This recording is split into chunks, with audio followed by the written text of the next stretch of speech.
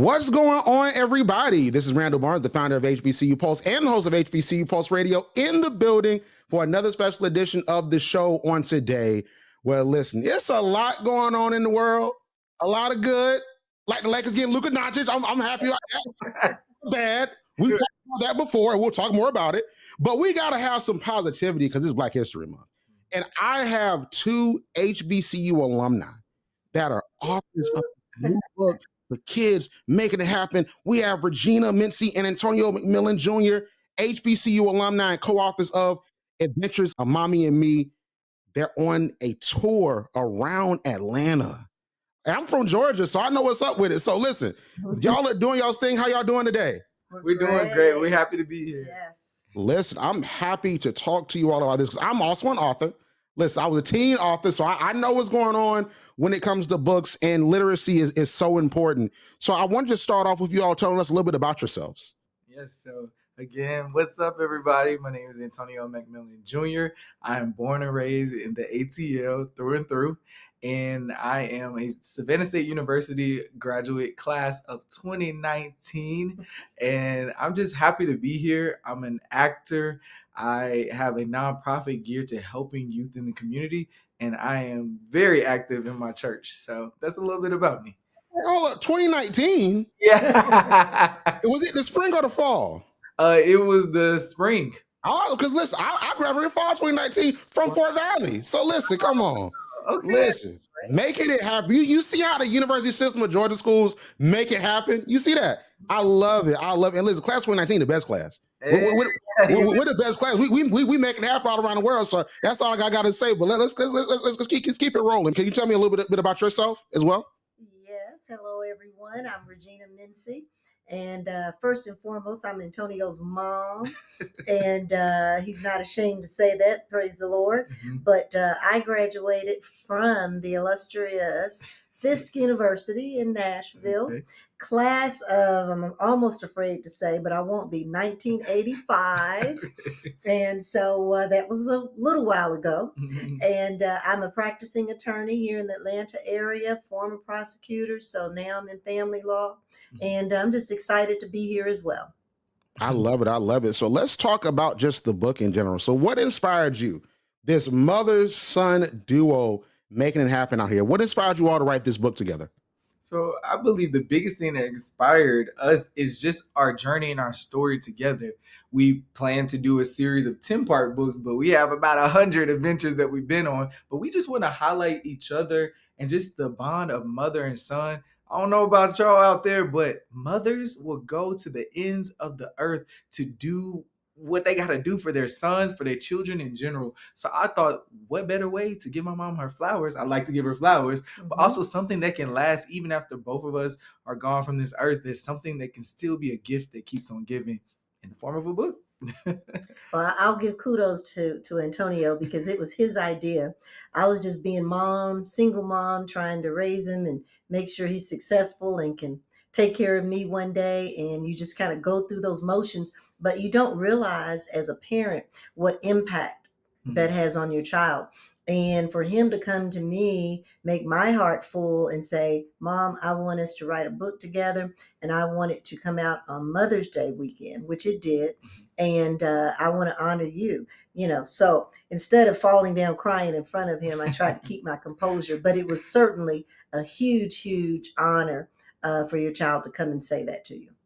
I love that. I love that. So a perfect Mother's Day gift. And you said something very key. You said something about legacy. And legacy is really important. And I wanted to just explore that really quickly because you all have a great HBCU legacy story. So I want to just ask both of you, what made you choose your respective HBCUs? Wow. Well, I always say neither one of us chose them at first initially. I think they chose us is the best way to say it. Yes. I would say for me, I thought I was going to go out of state. It's going to look like this. I will probably end up at a PWI. I was just trying to spread my wings. But what made sense was the finances and the Hope Scholarship to stay in Georgia And I got so many foundation scholarships through Savannah State's foundation that basically I was going there for free, just paying room and board. I got to get the nicest room and the nicest meal plan. So your boy was sold on that part. Yes. I too, I said I was from Kentucky. I wanted to go out of state because as an only child, I wanted to get away from home a little bit. And so I had some mentors that began talking to me first about an HBCU. And I thought, oh, I'm not against it, just don't know anybody who's graduated. I'm a first time graduate in my family. And so I certainly wanted to make them proud. But when I went to visit Fisk and learned of the legacy and felt very good on campus, I just said, hey, I think this is going to be the place for me. It wasn't too large, small enough to still fit in and be recognized. So I'm just, I wouldn't trade it for the world. The foundation that we both received from HBCUs cannot be replaced. And we're just shouting out to all the HBCUs and trying to encourage more students to attend HBCUs. Yes. Listen, most definitely shout out to Fisk and Savannah State. Listen, I know about Savannah State and the dorms because I went to NASAP and I stayed in the dorms. Okay. Listen, they were nice. I think I stayed in Tiger Court. Okay. We were at NASAP in 2019. So I know about Savannah State. And I got to say this about Fisk. Funny, quick story. I went to Fisk 2020, right before COVID happened. I had the best fish ever. In the calf. Oh my gosh. Food is definitely important. And they have it, yes. Changed my life, I'll tell you that much. Changed my life. I needed that before COVID because it got real sad that year. Right. Yeah, that changed my life. It honestly was amazing. So let me ask you all about this. So you all have this diverse HBCU experience. So I want to ask you both, what did you all learn from your HBCU experience that you brought to this book? Because I think one thing with HBCU graduates is we do so many amazing things when we graduate because we have an assignment to do great things because of the shoulders that we stand on for both of you all and your HBCUs. So what do you believe your HBCUs taught you that contributed to this book? Oh, that's a good one. I believe for me personally, my HBCU taught me to appreciate the journey and the becoming of the person that you're trying to be. Because so many times you set out, I'm going to be this, I'm going to do this, I'm going to do it that way. And if it don't look like that, we're so destination bound and putting our happiness and deferring it. I'll be happy once this happens. I'll be happy if this happens. But embracing the entire journey of the becoming is such a beautiful process. And I think when I slowed down and actually looked at my journey, I was like, wow, my mom has really done some great things. Maybe I gave her a hard time growing up. We left that out the book, but just the journey itself, the journey of me becoming a man that you see today. I had to be him back then, and now I am him standing in front of you. And so I wanted to pay homage in that. And HBCUs push that to find your identity. Maybe you come in and not knowing what your major is or what you want to do, but they help you find you and they nurture you like a flower. And it's just so beautiful. So they taught me about the journey. So I had to highlight our journey. So that's my personal experience. So. Wow. HBCUs, it is like a family, and I know everyone can give a testament to that. And Fisk was a little smaller than Savannah State. Yeah. And I just, when I went there, I thought, gee, I'm still at home with my aunts, my uncles, my aunties, my cousins, because they were in your dorm encouraging you. We used to have a math teacher would come to the dorm and sleep. Oh, nobody's sleeping in today. Everybody's coming to math class. And they care about you as if they birthed you, and they encourage you and let you know that there are no boundaries as to what you can do. And Fisk certainly did that for me. And I wanted my son to be instilled with those same motivations and teachers who were like friends and family, who encouraged you and were always there to help you no matter what. And they knew you. They know you by name. They call you by name. And most of the HBCUs, the smaller ones, you're just a close-knit family, and you wouldn't trade that experience for the world. Yeah. I love that. I love that. So if you just joined us, we're talking to Miss Regina Mincy and Antonio McMillan Jr., HBCU alumni and co-authors of the book Adventures of Mommy and Me. And the duo are currently on a Black History Month tour in Atlanta, making things happen. So let's talk directly about the book, The Adventures of Mommy and Me. So tell us, what the book is about and what makes it unique in children's literature. Yes, so it's called The Adventures of Mommy and Me and the beautiful world we see, because the world is so beautiful, it has a lot to offer. And so this is a 10-part series. I'll go ahead and put it out there, because as a kid, I always loved a series of books that it just wasn't over with the first one. And as a second one, you get more to look forward to. You fall in love with the characters and their journey in the story. So that's the biggest thing that I, like, that our book is a gift that keeps on giving. And we just want to inspire people out there. Literacy, I feel like, it's at an all-time low right now. And especially in the digital age where people are tapping away tablets and ebooks and all these things, it's like, put that down and pick up a hardbound book. I love the smell of a book. I love hearing the spine crack for the first time. Like, my mom gave me that, and I want to instill that back into this generation. Nothing beats a hardbound book where you can touch the pages, you can literally open it up and jump into the story, and it comes to life right in front of you. So right, and that's our goal, is to increase the literacy rates. yes. I think there was a story that just came out a few weeks ago about Georgia and the reading with the children. It had not increased; it had either stayed the same or gone down in some areas. And we shouldn't have first graders, not able to read a book, or third graders reading on a first grade level. So we want to instill in children and parents to get back to going to the library, checking out a book, like I used to do, Antonio, write a book report and tell me what you read. And I did that one summer, and we put down the games and put down, the Nintendos and Xboxes, and get off of that and get a book and read it and find an adventure. And so these adventures that we went on, that I was just being mom, trying to provide experiences for him and exposure, and not knowing that he was cataloging all of that in his head. And finally he said, I think we should tell the world what we did.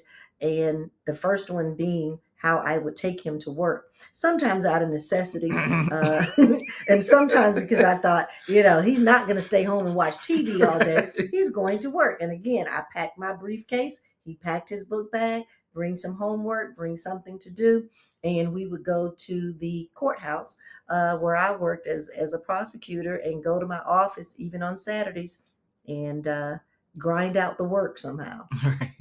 Listen, I'll tell you one thing. When it comes to law and being an attorney, all those different things, I think one thing people don't understand is that this country celebrates the legal profession. Like that's the one thing holding the country together right now. Like the legal profession, you got Scandal, you got Reasonable Doubt on Hulu. Like, we celebrate attorneys, like we celebrate the legal profession. So I really think, put the crown on for the radio audience. What he put the crown over his mother's head, because that's real. We celebrate the legal profession in this country. So I think it's amazing that you were able to have that opportunity. But let's talk about sort of the dynamics of the book. So how does the book explore themes of positive parent-child relationships, and also, like you talked about, the career, like how he gets into the career, and how you learn about what your parents are doing, and how that further informs what you do in your life? Like, how does the book showcase that? Yes, I would go from the children's perspective of knowing what your parents do. Yes, they bring home the bacon and some, and so you see them being the provider, but actually going to their place of work and seeing the how they show up in that space. Seeing my mom command a courtroom, I was like, ooh, let me be good, because I don't want to get prosecuted. It's little things like that. Like, wow, my mom is like 5'5", but hey, in that courtroom, she was like, listen to me, and this is how it's gonna go today. Like, it inspired me. It made me want to be a better student in school. I wanted to make our family name proud. I'm the only child, so I kind of got to get it right. I don't have a choice. So it just made me more appreciative. And like, my mom, even in the book, in some of the beginning pages, I call her Super Mom with her cape. She got it tucked in right now for the purposes of the interview, but she'll fly out of here at the end. But my mom is my superhero, and her strength is her superpower no matter what. And that inspired me even to this day. I just look at her like, I don't know how she has enough time in the day, but it's God's grace over her. And that's how I saw it from my end. Now she can speak to the parents' perspective of it. I think from a parent's perspective, as a single mom, I was newly divorced, had just gone into a job as a prosecutor, which is very demanding, in court every day, having to prepare. making sure he was fed, he had homework done, and ready for the next day at school. So the book talks about the day, and I'm not for sure what month it is April. right off. This is in April of Bring Your Child to Work Day. We did one of our book tour events, and we were asking the children, what does your mom do? One said, my mom's the boss. One said, I'm not sure. I think my mom's a worker. And it was just amazing. They gave very cute answers. And then one said, I know my mom runs Delta. And we said, oh, your mom runs Delta Airlines. So, they had all kinds of different answers, but a lot of them did not really know because they haven't had that exposure. So my thought was, I'm going to expose him to this career. He doesn't have to be a lawyer, but just to show him, and he met all my coworkers and the paralegals, he met the judge. And interestingly enough, all of these characters are in the book. So it is a true story, true examples, true clothing, my car, the house, everything. And at our book launch, that same judge is still on the bench in Atlanta, and she came to that book launch. And so it was just real exciting to have these characters come alive, but they were the ones who make up the court system, and that's what I wanted to expose Antonio to. I love it. I love it. So if you're just joining us, we're talking to Miss Regina Mincy and Mr. Antonio McMillan Jr., HBCU alumni and co-authors of The Adventures of Mommy and Me, and the duo, the mother-son duo, are on a Black History Month book tour around Atlanta. So if you're listening to this live, or you're listening to this and it's still February, make sure to go get the book and make sure to check them out in Atlanta. But if you're listening to this and it's like next February, or if it's like 2027, just still get the book, because books stay on forever. All right. So the book's still going to be available and they're still going to get sales from it. Okay. So you need to go and get the book. But we have to talk about the collaborative process, because I know what it takes to write a book. And it takes a lot of sacrifice. Sometimes it's long hours. You might be in school. You have to put off hanging with your friends. Sometimes you might have a notebook, or now you have an iPad and you're writing in a restaurant. It might be out with family and friends. You get an idea and you write it down. But I never looked at it from the standpoint of two authors writing on the same project. So what was that collaborative process like? Well, I guess so I could throw my mommy card sometimes and say, no, it should be this way, because I'm more experienced than you. But Antonio came to me with the idea, and I said, that's not a bad idea. I was probably his biggest critic, but also the editorial person, to make sure that he said things correctly about the law. And when we were in the courtroom, we go through a small case, I think a traffic case, and he's sitting there watching me, and he's having to be quiet in the courtroom. The judge comes on the bench. So all of the technical side of the legal ease that we needed to have in the book, so that someone would say, that's not how it goes in the courtroom, that we wouldn't be criticized for that. But just meeting the different characters, we did kind of go back and forth about the wording and the vocabulary words. So we wanted to use big words, the correct words, so that a 8-year-old would read it and learn some new words for that day as well. So, and we would explain them, explain the process as simplified as we could. But every page has a picture on it.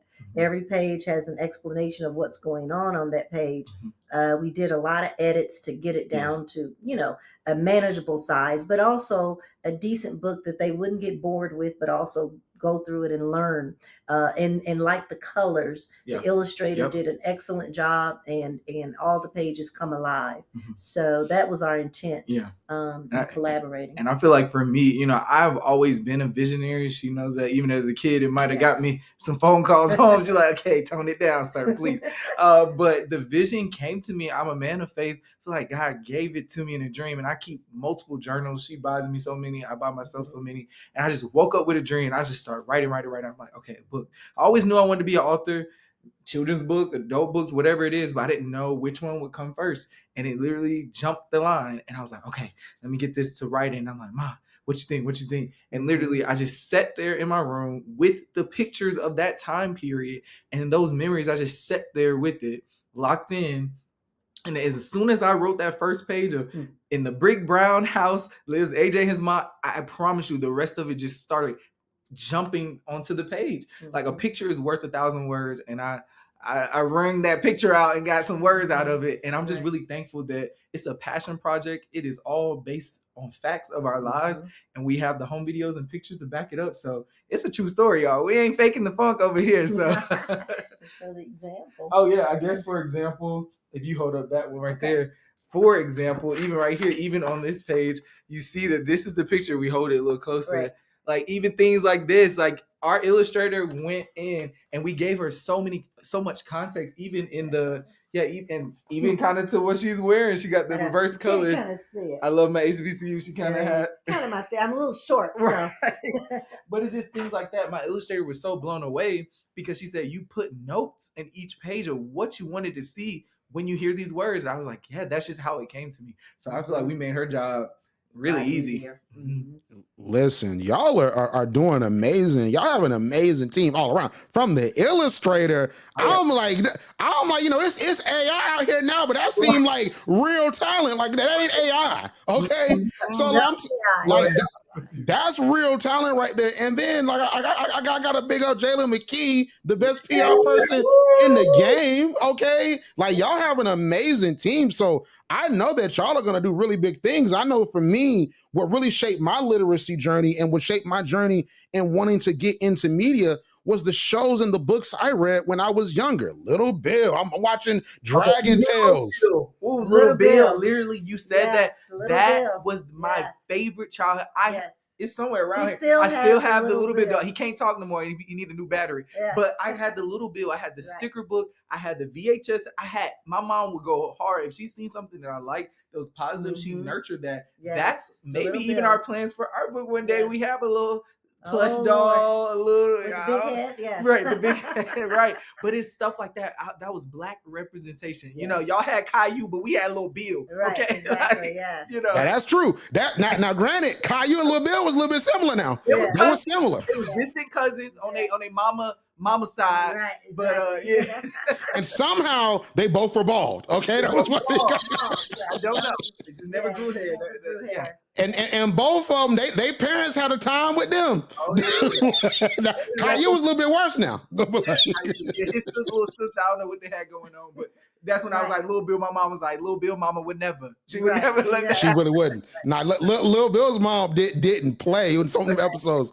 But I wanted to ask you about that because you talked about like the merchandising aspect. One thing I'll always go to, because I call myself a media nerd sometimes, but I love the media, and we're in this streaming era where it's so many ways to get content. Of course, you have your traditional means, but also you have fast channels now. You have your fast channels, you have OTT. Like, we're recording this before the Super Bowl, and what we have going on in the industry is that Fox has the rights to the Super Bowl, and they're going to stream the Super Bowl for free in 4K on Tubi. That's almost unheard of. We're talking about 3 years ago. That's unheard of. So we have all these different ways to get content. So when I always ask the authors and the creatives that come on the show, is like, what's the next step? Like, what's the next move? You have this amazing team. You have this great concept. Are we talking about maybe a fast channel? Like, are we talking about like getting with the fast channel, getting with BT, doing something in the morning? Maybe Nick Jr. Do they still do Playhouse Disney Jr.? Like, what are we talking about? What are we going to do?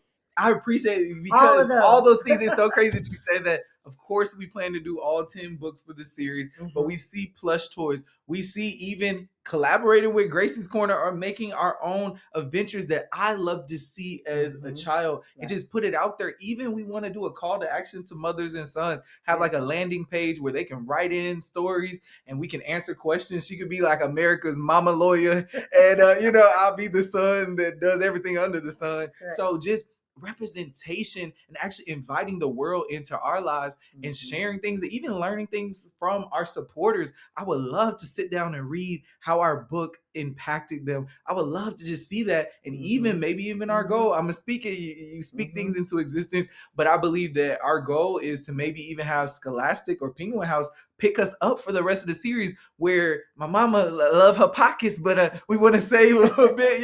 She gonna have to keep working until 100 to afford this series, but make the the load lighter on us. So who knows what creative things we can do when we don't have that overhead of having to, we're making money, but then we're pouring it right back into the product, which you don't mind in this stage. But we want to build financial freedom through this. We want to bless generations, my children's children one day. So the Lord said I'm gonna retire her this year through this venture. So I got a lot of work to do because she's been a lawyer for over 30 years. So your boy got to get to make it happen.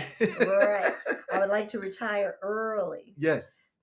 And something that you said was key. And of course, we read a lot, but about 49.7 or 50% of the African American children are raised by single parents. And we know that majority could be single moms, but there are single dads out there that we want to shout out to as well. And because of that, we're trying to project and show the image again that single moms and sons can do this as well. There are a lot of authors out there, some moms and daughters, but you don't see a lot with moms and sons. Yeah. And so I want to make sure again that we have positive role models for our males, for our young men to see, and that you can have a great relationship with your mom and not be called a mama's boy that bad.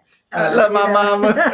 And that, you can have a great positive relationship and create great content to share with others. We have so many adventures to share. And I was always taking pictures, or I had my camcorder. We still got it. We got to get a new battery. I mean, we've been on Amtrak. He would go to Kentucky's in the summer. We would go to Disney and New York. And so we've been to a lot of places. California when he was 3 years old. So it's just a lot that we have to share of our adventures. Yeah, and so many memories, just knowing like, wow, like I have countless of times. My mama is a whole lawyer and prosecutor and working downtown Atlanta, but somehow she would make time to come to parent-teacher conferences, be the first person on the road at the little plays and stuff. I'm playing the tree, you don't even see me, and she's like, "That's my baby, I'm going in." Like the fact, I don't know how she made it back and forth, and then she was back still on time to handle her load at work. I mean, the balance, the sacrifice, and she still sacrifices for me to this day. That's why I want to honor her in the best form that I can see possible, and change our lives for the better in the future. So now it's on me. I got us. We gonna be all right. All right. And I just say thank you. I'm honored to have a son to turn out as great as he did. Oh, Ma, she gonna make me cry. Let me log off real quick. Listen, hey, I love it. I want to say this too. There's nothing wrong with being a mama's boy. I'm a mama's boy, straight up. There's nothing wrong with it. And then if we want to go back to media, we can go back to the original Proud Family, what I call the real Proud Family, because I don't like the other one. But like the original Proud Family, where they had an episode where Oscar became a wrestler and his name was Mama's Boy. He called out Mama, and the Sugar Bowl came down and was throwing down. So there ain't nothing wrong with it.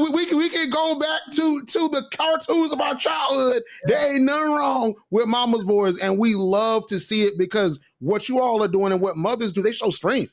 They show resiliency, and that sacrifice what you're talking about when it comes to going to those PTA meetings, helping you out with homework, making sure you have that structure and how to carry yourself. That's sacrifice. So there is nothing wrong with being called a mama's boy at all. So I love it. And listen, folks gonna see it in the book. So I'm super excited for folks to really read the book and interface with you all on this Black History Month tour. So before we go, where can we purchase your book? How can we support you all? Because you all talking about generational wealth. You all are talking about possibly getting to deal with Scholastic. That's, as an author, I know that that's possible because there's mass market deals. Like there's other ways to make this happen and to grow the platform and the brand. So that's very possible. So like, what can we do to make this happen? How can we purchase the book and put up the numbers? How can we support you all? Yes, so multiple ways. I guess this is when I go into my little spiel. So we have our website is www.adventuresofmommyandme.net. Again, that's www.adventuresofmommyandme.net. So on there, you can find everything where you can email us. So we do have signed copies that we will do that and we'll mail it to you. if you email us and get on our email list, and then we will reach out to you, get all your information, and do it that way. We love that way since we make it personal.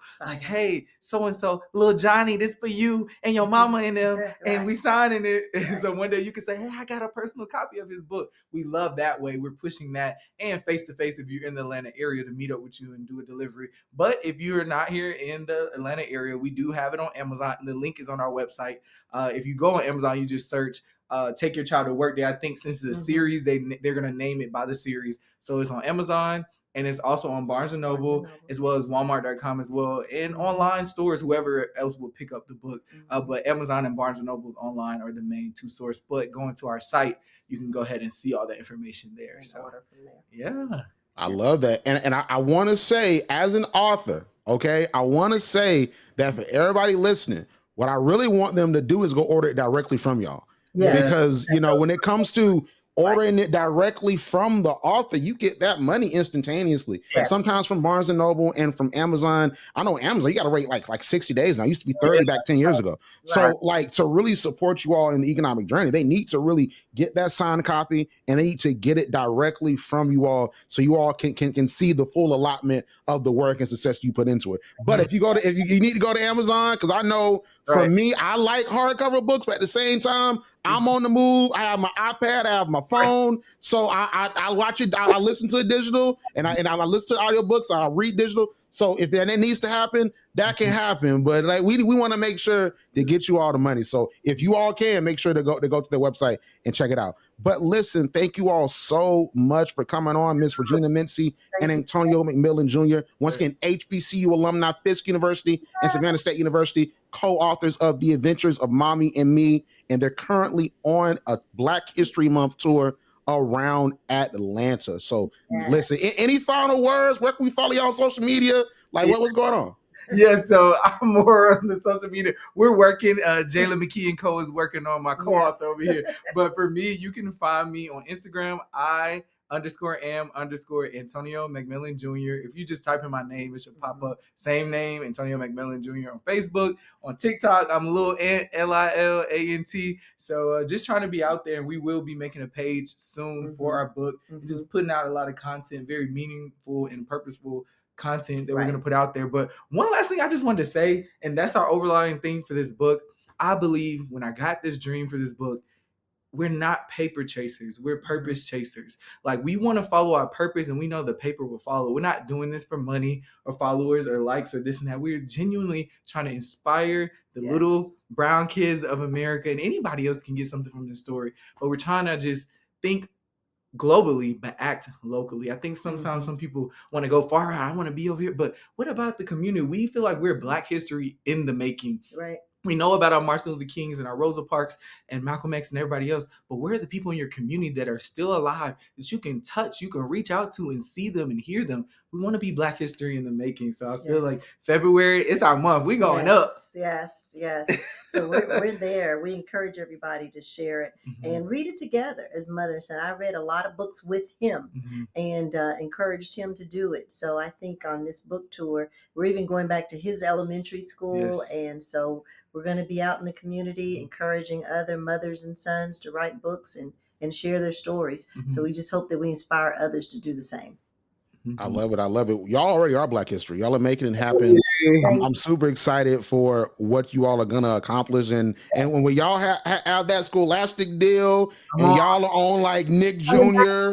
and or Amazon Prime, because we in 2025, so we're talking about Amazon Prime, we're talking about Max, we're talking about wherever we need to go to make it happen. Listen, I would be like, hey, they were on HBCU Pulse Radio, and they did it from an HBCU. So everybody that goes to an HBCU, that's attending an HBCU, you all can do it as well. So you already are Black history. Y'all are doing amazing things, and I appreciate you all for coming on. You're listening to HBCU Pulse Radio. Like what you hear? Yeah. Subscribe to HBCU Pulse Radio on Apple Podcasts, Spotify, or wherever you get your podcasts. Also, head to hbcupulse.com to stay up to date on what's going on in the HBCU community. Thank you for listening to HBCU Pulse Radio.